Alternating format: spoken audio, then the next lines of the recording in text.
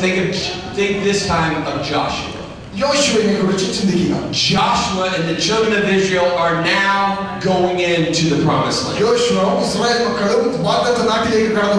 And the first battle they face is Jericho.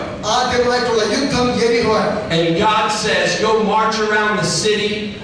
And on the seven times on the last day, give a great shout, blow the trumpets, and the walls are going to come down.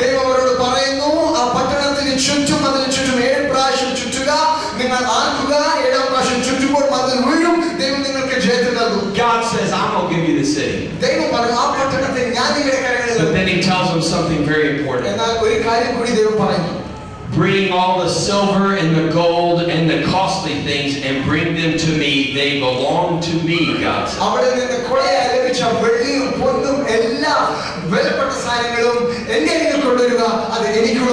So they won the battle, brought all of the precious things, and they rejoiced in the Lord. But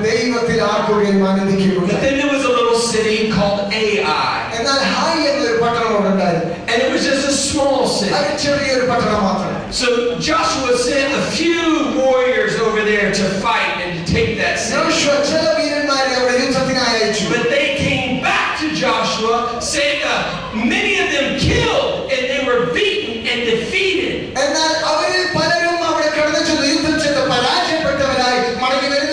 And the people who rejoiced and the people who said, God has given us this land, they began to cry.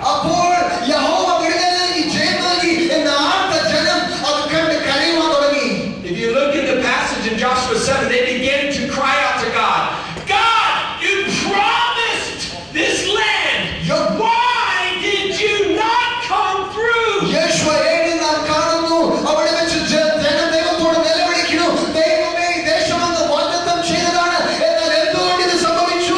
But in Joshua 7, verse 10, God speaks to Joshua.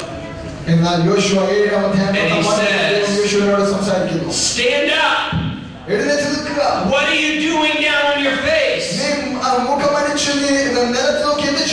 Israel has sinned. They have violated my covenant, which I commanded them to keep. They have taken some of the devoted things. That's why Israel cannot stand against her. I will not be with you anymore unless you destroy whatever among you is devoted to destruction.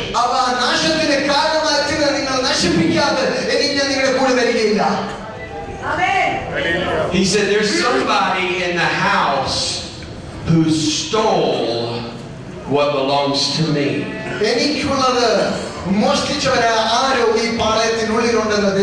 And he said, Joshua, tell everybody, consecrate yourself, because tomorrow God's going to expose the thief.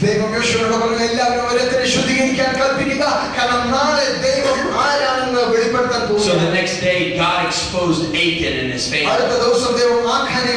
They had stolen some of the precious things. They took those things, they destroyed that family, and in doing so, the Bible says, God's grace and his hand came back in favor to the people.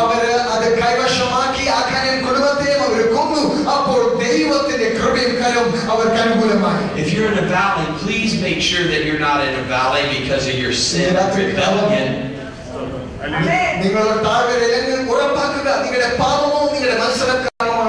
If you keep having destruction come on your life and you know you're in sin, don't blame God and be mad at God. Get on your face and repent.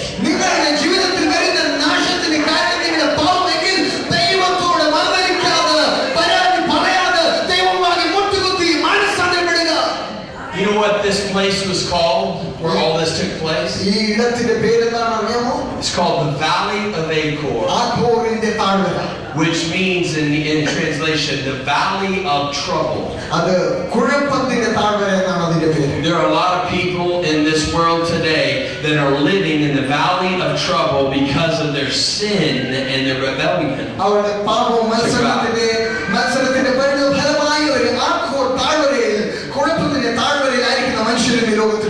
repent, confess.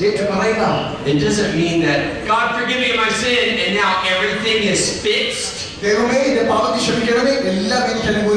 can be forgiven, but it still means it's going to take time. But Galatians 6 says that if you will be faithful and not give up, you will reap a harvest of righteousness. Amen.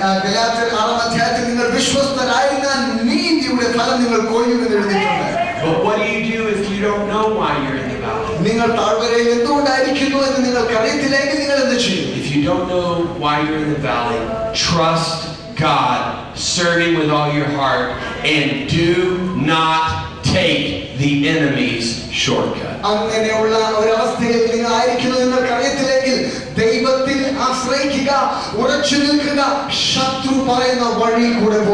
When you're in a valley in a difficult place, the enemy will come and he will offer a way out of compromise,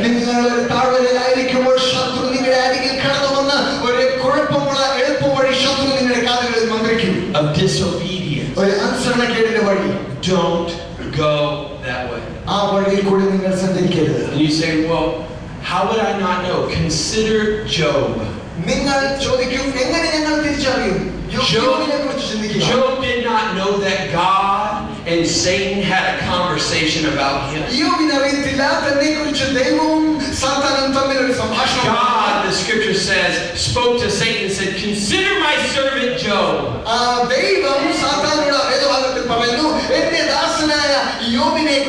Is he not holy? Is he not righteous? Is his heart not fully mine?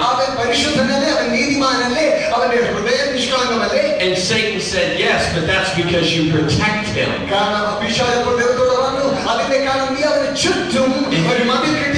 If you let me bring sickness on him, if you let me take his wealth,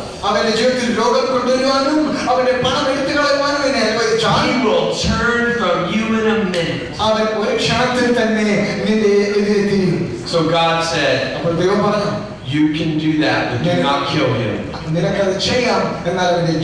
So the scripture says, in one day, a servant came in and said, all of your servants and all of your flocks have been destroyed. Another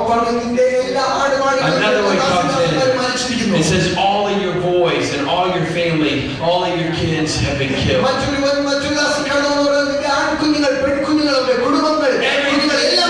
Everything he had taken in a day.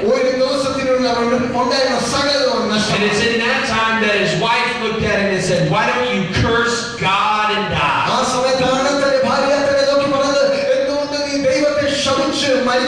And then his three best friends from church came over. And they came over and they said, well, this certainly proves it now. You know you have secret sin in your life. And of course we know he hadn't done anything. He didn't know why it was happening. And in Job 13, he cries out to God. He says, God, would you not just tell me what you want me to do? Just tell me. But God doesn't tell me.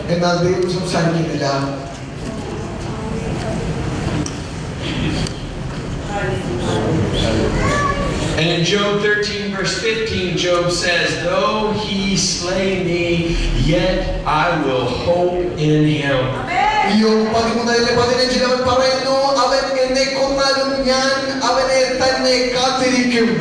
This is the heart of the people of faith. Even when I don't understand, I will trust you.